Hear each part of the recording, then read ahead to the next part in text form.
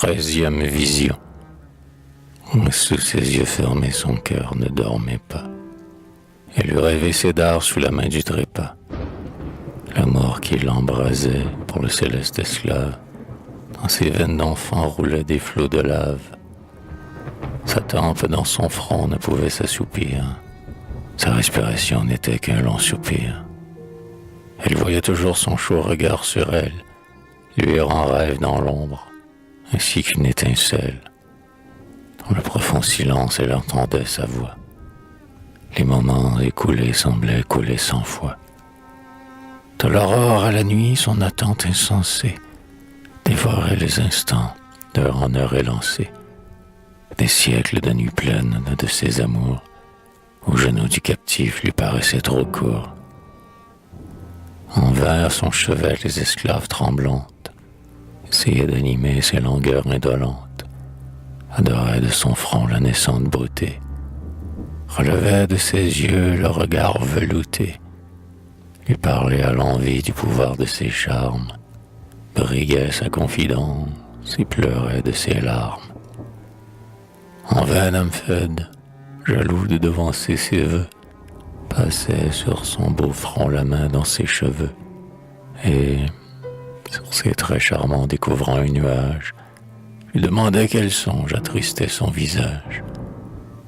Toute sa vie avait changé sous un regard. Elle se retirait de la foule à l'écart. Elle cherchait la nuit des arbres les plus sombres. Le cèdre pour ses pas n'avait plus assez d'ombre.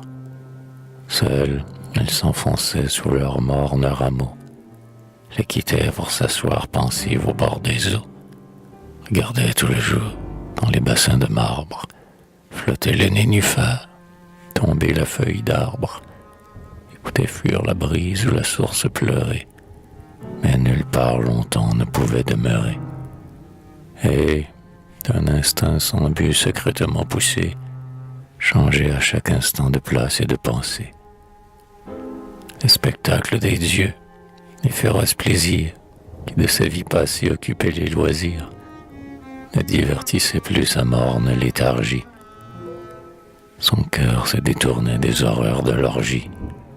On eût dit qu'un rayon qui décolorait tout lui faisait prendre enfin ses forfaits en dégoût. En voyant ces titans, monstres à face humaine, son adoration se transformait en haine. Si la foudre avait pu s'enflammer à sa voix, son mépris les eût tous écrasés à la fois. Complice involontaire, elle exécrait leurs crimes, détournait ses regards, ou plaignait leurs victimes. Du moment où ce cœur flétri venait d'aimer, un germe de vertu semblait s'y ranimer. Et le dégoût du vice, à défaut d'innocence, régénérait déjà cette coupable enfance. Mais, haïssant les dieux, trop faibles pour frapper, son dernier vice au moins était de les tromper. Elle leur dérobait son cœur comme un mystère. Chaque fois que la nuit enveloppait la terre, des cachots de cédar reprenant le chemin, elle disparaissait la lampe dans la main, et venait savourer jusqu'à la blanche aurore la contemplation de l'être qu'elle adore. Chaque absence d'un jour le lui rendait plus cher. Son cœur fondait en elle avant de l'approcher. Un mélange confus de respect, de tendresse, ralentissait son pas pressé par son ivresse. Et debout devant lui, le front baissé, sans voix, elle avait aussi peur que la première fois. Elle admirait de loin, dans leur morne attitude, ses membres à leur faire plier par l'habitude, ses torses tressaillant au reflet du flambeau, comme un dieu rajeuni qui sort de son tombeau. Ce corps que flétrissaient les taches de l'opale, ce visage pensif de jour en jour plus pâle, où le duvet naissant de l'homme à son été relevait de la peau la marbre velouté. Et, n'osant s'élancer vers ce sein qui l'attire, son amour contenu s'accroissait du martyre. Jusqu'à ce que Cédar eût daigné lui parler, elle restait ainsi muette à contempler. Telle au berceau d'un fils la jeune mère assise, se penche et tour à tour se relève indécise, sans son âme volée à ce beau front vermeil, mais craint en le touchant de troubler son sommeil. Cependant le captif, dont cette amitié tendre, amollissait le cœur heureux de se détendre, et qui dans cet enfant sur ses chaînes couché, ne voyait qu'un ami de son malheur touché, par son propre malheur s'attendrissant lui-même, impatient d'avoir un mot sur ce qu'il aime, de sentir dans sa nuit un rayon de pitié, commencer à livrer son âme à l'amitié. Sans soupçon de la mort sous cet âge modeste, plus près, pour mieux l'entendre, il l'attirait du geste. Au lieu de son sexe, il n'apercevait pas le trouble dont l'acmie frissonnait sous son bras. Ou bien il n'imputait qu'à sa pitié naïve, le soupir qui coupait sa parole craintive, de sa voix qui changeait la tristesse et le son, de ses doigts glacés l'étreinte et le frisson. L'enfant devenait plus cher à sa détresse. Elle le consolait avec tant de tendresse.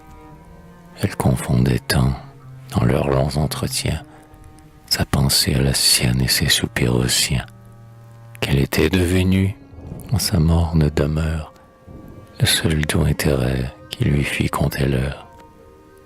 L'amitié naissait vite au cœur des malheureux. Des gestes familiers déjà régnaient entre eux. Quelquefois il penchait le front sur son épaule, comme un robuste chêne incliné vers un saule, et laissait en silence égoutter dans son sein les larmes de l'amour dont son cœur était plein.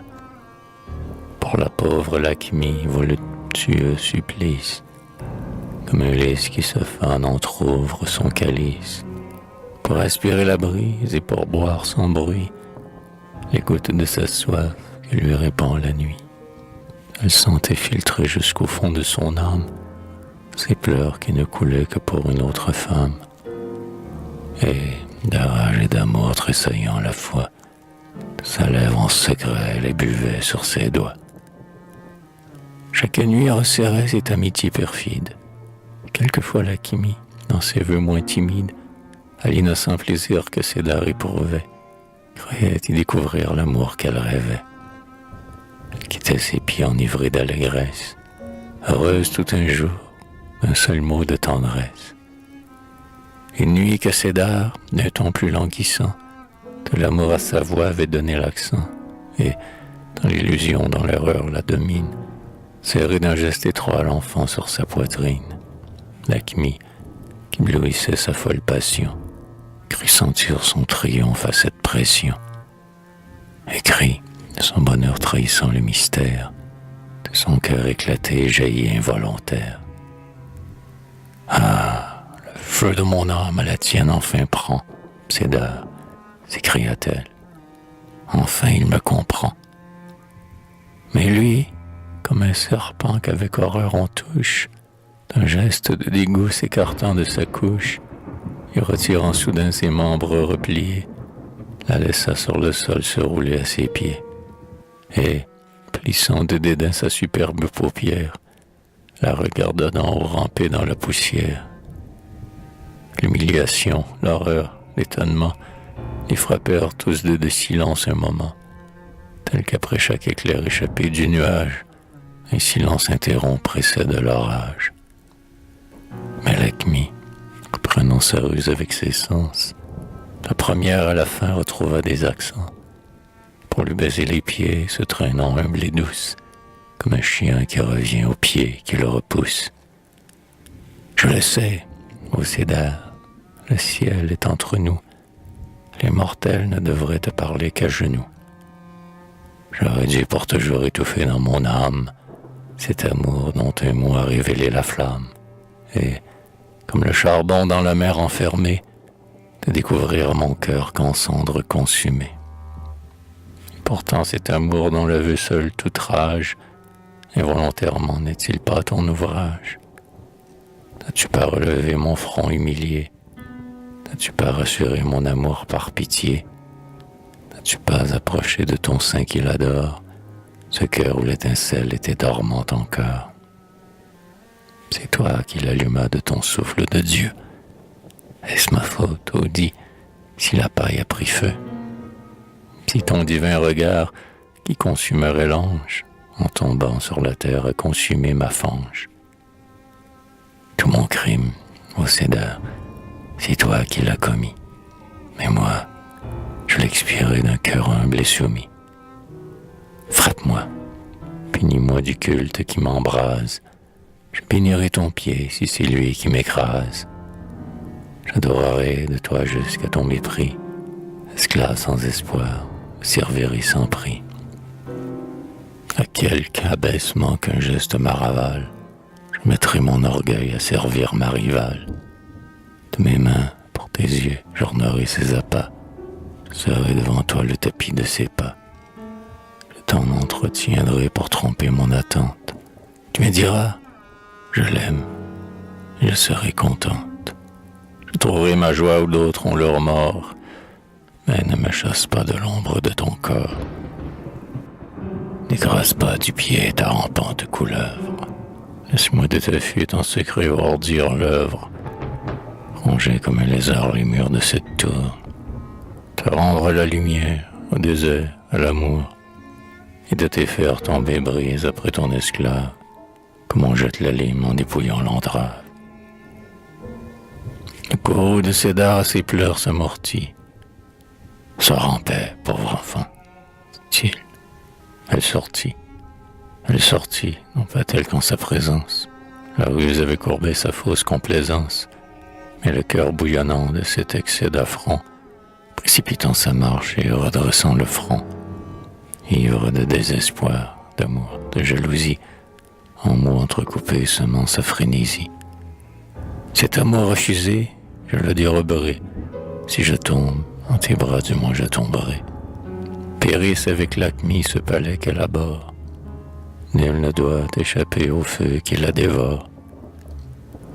Que ces cruels titans s'entr'égorgent entre eux, que l'enfer montre au ciel leur mystère affreux, que dans ses fondements leurs babels s'engloutissent, pourvu que mon bonheur précède leur supplice, et que l'acmie, mêlant sa joie à leur trépas, emporte dans la mort son rêve entre ses bras. Cependant le palais était mouvant d'intrigue, et Namphèd surveillait de l'œil toutes ses brigues. Son regard partout de pièges occupé, les complots d'Azraphiel n'avaient pas échappé. Il avait attendu que sa ruse plus mûre découvrit mieux au cou le défaut de l'armure. Il avait reconnu des signes précurseurs et compris qu'il fallait tomber sans défenseur, ou, de ce furieux prévenant la colère, avant le bras levé, lui donner le salaire. Après un court sommeil, dans la terreur dormi, sur ses genoux tremblants, il attira l'acmie. Que l'œuf de mon courroux soit couvé dans ton âme, toi qui du fer vengeur couvre de fleurs la lame, bel enfant dont le front masque si bien la mort, nuage du matin ou montaneur d'or. Que ce secret divin meure dans ta poitrine. Azraphiel a creusé sous nos pas une mine. Si tu n'étouffes pas la mèche dans sa main, mon empire et l'acmie seront à lui demain. Serendim et Znaïm sont des fils de Satram. À qui donc confier ta vengeance, ô mon âme? Sur ces conspirateurs, si je lève le bras, ma menace impuissante assure mon trépas. L'arme qu'empruntera ma main contre le traître, contre mon propre sang, se tournera peut-être. Dans ce péril suprême, il n'est qu'un seul salut, te jeter, bel enfant, entre l'œil et le but, vers l'amour un moment tirer sa pensée, tes bras faire un piège à cette âme insensée, dans l'embûche de mort attirer le lion, et tuer dans le chef toute rébellion. Un de ses fils coupé, la trame entière coule, sa force donne seule audace à cette foule. Lui est tombé, leur complot est sans âme, et les dieux me chercheront en vain un rival dans les cieux. Mon trône raffermi pèsera sur leur tête. Vengeance de Namphèd, au signal es-tu prête? des venins de l'aspic as-tu rempli ton sein. Ce soir, pour déguiser mon perfide dessein, j'ai préparé pour eux la plus ardente orgie, dont la voûte du ciel se soit jamais rougie. Pour laisser un moment leur complot respirer, de plaisir inouï, je veux les enivrer. Pendant qu'anéantis dans leurs lourdes extases, ces monstres de l'ivresse égouteront les vases. Toi, le front rayonnant de la beauté du ciel, par ta ruse perfide alanguie, Azraphiel. Et du poison subtil que ta main sait dissoudre, frappe entre deux soupirs son cœur comme la foudre. J'aurai l'œil à ton œuvre, au cri qu'il jettera, de ma feinte torpeur la foudre jaillira. Ses complices surpris et se craignant l'un l'autre, rouleront dans la lie où l'ivresse les vôtres. Ces démons écrasés reconnaîtront leur Dieu. Laisse-moi, tu comprends? Sois mon tonnerre. Adieu. L'Akimi, comme un serpent privé qui des mains glisse, de l'infernal dessein finit d'être complice. Sur sa lèvre muette, elle posa 2 doigts. On eût dit que son sein se déchargeait d'un poids. Du combat des titans, l'épouvantable image d'une secrète joie éclaira son visage. Elle sortit soudain, mais elle n'alla pas au piège de la nuit préparer ses appâts, et, comme une laïs qui se fie à ses armes, faire aiguiser par l'art l'aiguillon de ses charmes. D'un pas dissimulé, négligeant et distrait, elle alla rencontrer Azraphiel en secret. « Oh, le plus grand des dieux, roi des cœurs, lui dit-elle, je suis l'heure du trône, ou ton heure mortelle. Homme faible cette nuit même à jurer ton trépas, tu devais sur mon cœur le trouver dans mes bras. L'imbécile vieillard, qui n'ose te combattre, par la main d'un enfant avait voulu t'abattre. Mais dans son piège impur lui-même, il se prendra. Oui, l'arme qu'il saisit de lui te défendra. L'Akimi, ta beauté secrètement ravie, t'adore, et pour sauver tes jours t'offre sa vie. Tes jours n'ont qu'un soleil, si tu ne le préviens, mais dans le crime enfin tes pas devant les siens. Trompe ce vil forfait qu'avec peine il soulève, marche pendant qu'il dort, frappe pendant qu'il rêve. Je m'offre pour guider, pour assurer tes pas. Sois ma vie, Azraphiel, serai son trépas. Au coup qu'il faut porter dispose tes complices, que leur cœur vigilant se sèvre de délices. Cette nuit, au moment où le tyran des dieux, pour m'ordonner ta mort, m'appellera des yeux, foudroyé du poison préparé pour toi-même, la pâleur de la mort sera son diadème. Son cadavre à tes pieds tombera devant toi. Silence, audace, amour, un enfant t'a fait roi. Azraphiel, étonné, la vit fuir sans attendre. Le mot qu'à son regard l'effroi semblait suspendre. Insidieux serpent, reptile impur, dit-il, poignard empoisonné dont la ruse est le fil, traîtresse qui faillit entre les mains d'un traître, ver qui pique le cœur, chienne qui mord son maître. Oui, je te laisserai de ton infâme dard vibrer tous les poisons qui sont dans ton regard. Rampe pour moi, serpent qui dans mes pieds s'enlace, au trône où je prétends conduis-moi, fais-moi place. Mais ne crois pas, perfide, y monter sur mes pas. Toi seul y monteras, femme aux divins appâts. De toutes ces grandeurs que ce beau jour m'apprête, une femme sera la plus chère conquête. Ses bras seront mon trône, et toi mon marchepied. Oui, je t'aplatirai, vil scorpion, sous mon pied.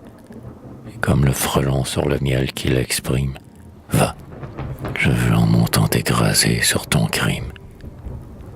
Mais Lakmi, déjà loin et sans penser à lui, la rage dans le cœur, dans la foule avait fui.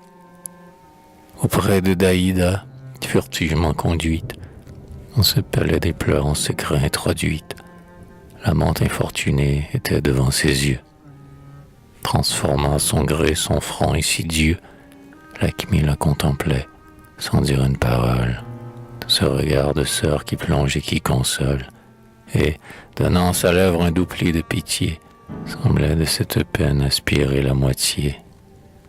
Ses chers orphelins, à son époux ravi, mais dans un lieu céleste en déesse servie, Daïda n'était plus la naïve beauté, dont les longs cheveux noirs paraient la chasteté. Ses membres captifs magnifiques entraves, l'or, la soie et l'argent, tissés par des esclaves, en plis voluptueux répandus sur son corps, de ses pieds embaumés venaient baiser les bords. Des ondes de saphir, de perles et de pierres, ruisselaient de sa tête en splendide rivière, et semblaient, de son teint relevant la pâleur, une dérision au front de la douleur. On eût dit une iris sans soleil ni rosée, et se fanant dans l'or où la main l'a posée. La veille desséchait ses membres amaigris, de livide sillon tachait ses traits flétris. Sur sa joue, où la rose avait éteint ses charmes, deux rides indiquaient le lit séché des larmes. Comme l'herbe abattue, le gazon foulé montre à nu la place où la source a coulé. Son regard fixe et froid s'attachait au visage, comme un œil qui voit tout à travers un nuage. Ses lèvres qu'agitait un vil tressaillement, des paroles sans son avaient le mouvement. À l'ombre de Lakmi, sous son regard venu, son œil interrogeait la figure inconnue. Et Lakmi, prolongeant son angoisse à dessein, entendait son cœur battre et bondir dans son sein. Enfin, d'un faux accent couvrant sa joie amère, « Pauvre femme, dit-elle, hélas, et pauvre mère », sans distinguer des mots l'accent double et moqueur. Ces mots d'Aïda sentit fondre son cœur. Elle tendit les bras vers la fourbe cruelle. « Oh, vous me plaignez donc, vous du moins, cria-t-elle. Vous avez donc une âme, une bouche, une voix. Vous n'êtes pas de fer comme ceux que je vois. Vous ne garderez pas cet odieux silence. Oh oui, tant de beauté, de candeur et d'enfance ne peut servir de masque à des projets hideux. Que font-ils? Où sont-ils? Oh vous, parlez-moi d'eux. Céda, mes deux agneaux, lui, quelle mamelle leur distille le lait. N'est-ce pas qu'ils m'appellent? N'est-ce pas qu'ils sont beaux? Ah, parlez à la fois. Parlez-moi de lui. L'ardeur coupa sa voix. Elle colla sa bouche aux mains de sa rivale. Lakmi d'émotion mordit sa lèvre pâle. Pauvre femme, dit-elle. Oh, oui, je les ai vus. Lui, des géants esclaves, eux, altérés et nus. Esclave, s'écria la malheureuse femme. Esclave, lui le Dieu du monde et de mon âme.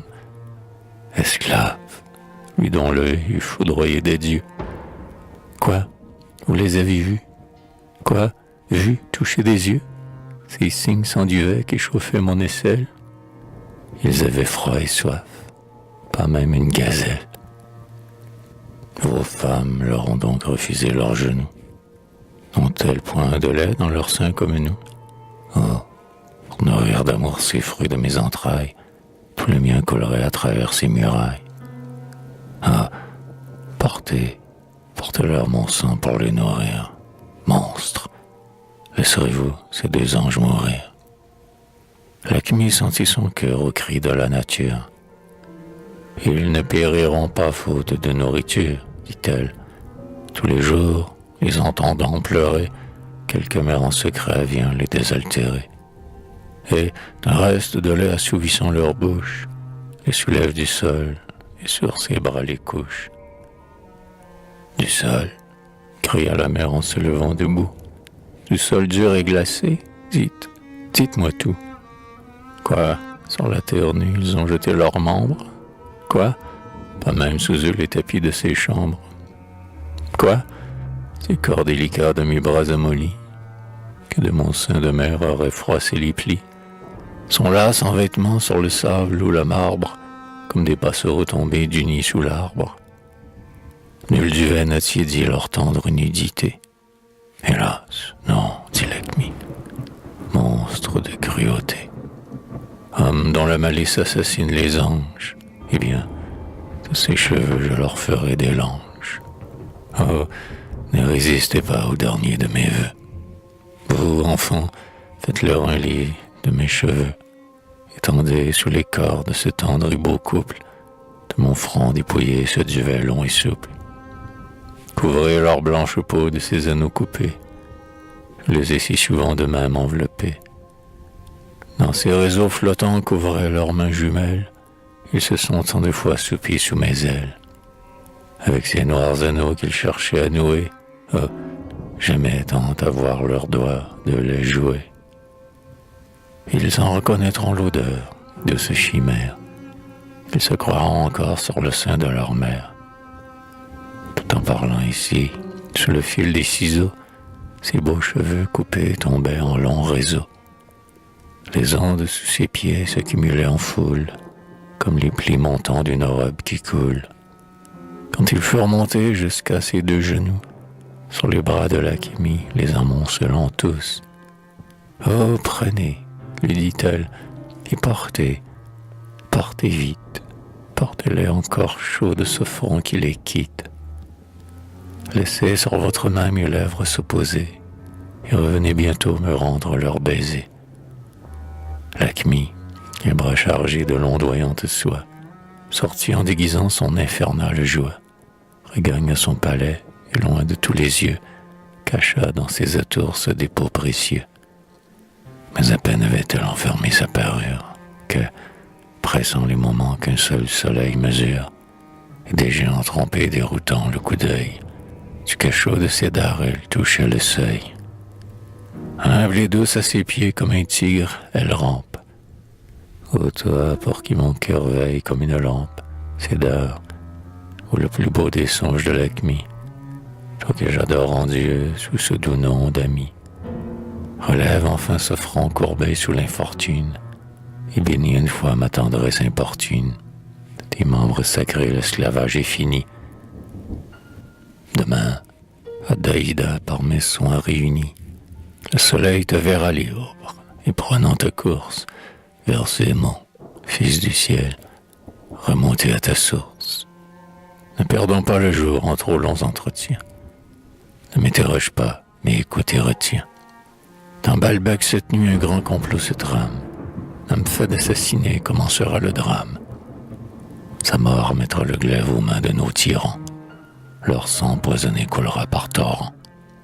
L'incendie à grand pli baignera ses murailles. Tous les dieux prendront part aux sanglantes batailles. Et, montant pour combattre au sommet de leur tour, laisseront sans gardien ces ténébreux détours. Dans la confusion de l'horrible mêlée, une porte de fer, dans le granit scellé, restera pour ta fuite ouverte sous ses murs. Une esclave voilée, au pas discret et sûr, au signal convenu qui tracera ta route, quand tes pieds de la porte auront franchi la voûte, sous un bois de cyprès que tu traverseras, l'esclave remettra Daïda dans tes bras. Fuis comme le coursier que le tigre relance. Ton salut tout entier dépend de ton silence. Fuis tant que le fardeau serré contre ton cœur n'aura pas pour ta course épuisé ta vigueur. Tu ne t'arrêteras qu'une heure avant l'aurore, vers un détour du fleuve, au pied d'un sycomore.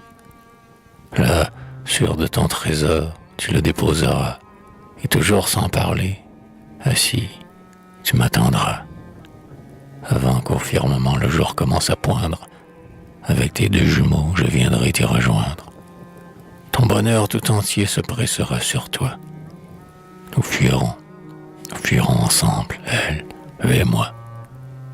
Si vous voulez encore que l'Acmie puisse vivre, votre heureuse pitié me laissera vous suivre, ou tu me diras, meurs, et tu m'étoufferas, comme ce pauvre chien étouffé dans tes bras. Adieu, l'heure suit l'heure, et le temps nous dévore. Tu me remercieras au pied du sycomore. Elle dit, et jetant une lime à sa main, elle lui fit un signe. Il comprit. À demain.